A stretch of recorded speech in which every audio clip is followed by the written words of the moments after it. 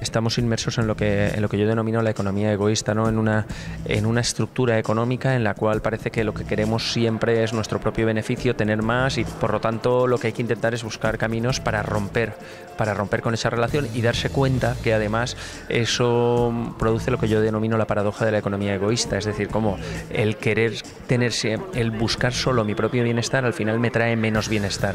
O una es esperar a que haya un boom económico con un shock de oferta, seguramente no de demanda, que traiga un nuevo invento o algo que vuelva a mover todo la dinámica económica y volvamos a entrar en una fase de crecimiento. O dos, plantearnos que es que el modelo que hemos seguido pues desde finales del siglo XIX pues ha caducado y que tenemos que buscar otro modelo, cambiar por nuestra actitud diaria para luego ir a pasarlo a las instituciones y pasarlo a los gobiernos, etcétera. Empezaría por limitar nuestros deseos y necesidades, saber que son limitados y que por lo tanto podemos conformarnos con poco y podemos vivir bien con poco, parquedad en el consumo responsable, ahorro ético. Acabo de escribir un libro que se llama Por una economía altruista, de la editorial PPC, y un poco ahí planteo precisamente esto, es decir, planteo para familias que estén en un nivel económico medio, no las que están en un nivel muy bajo o las que están en un nivel medio.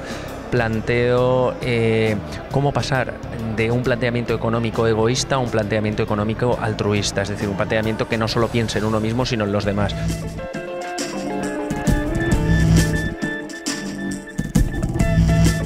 El principio era que la gente no pensaba, porque como estaba recibiendo comida, nos estábamos durmiendo. No cuestionaban un sistema, porque había hambre, porque había pobreza, estaban tranquilos. A nosotros nos entró una reflexión tremenda en torno a cómo es posible que estas regiones del trópico, donde hay 12 horas de sol, suelos bastante fértiles, mucha gente que para trabajar, y estemos recibiendo alimentos del PL 480 del presidente Kennedy, no nos parecía lógico. Y proponer a la conferencia episcopal que no diéramos más alimentos, que eso estaba dañando mucho a nuestros campesinos. La gente dejaba las tierras y se iba a hacer cola a pedir trigo, cebada, lentejas, alimentos que no son culturalmente apropiados para nuestra cultura. Nosotros comemos frijoles, maíz, yuca y nos daban lentejas, entonces, y maíz amarillo. Entonces nosotros dijimos, no, esto tiene que cambiar. A promover programas de desarrollo, que la gente siembre. Rescatamos la autoestima de la gente, la identidad, y rescatamos una cultura de producir. Nos inspiramos en un obispo de Bilbao que escribió un libro que llamaba Cómo construir una Cáritas de nuevo rostro.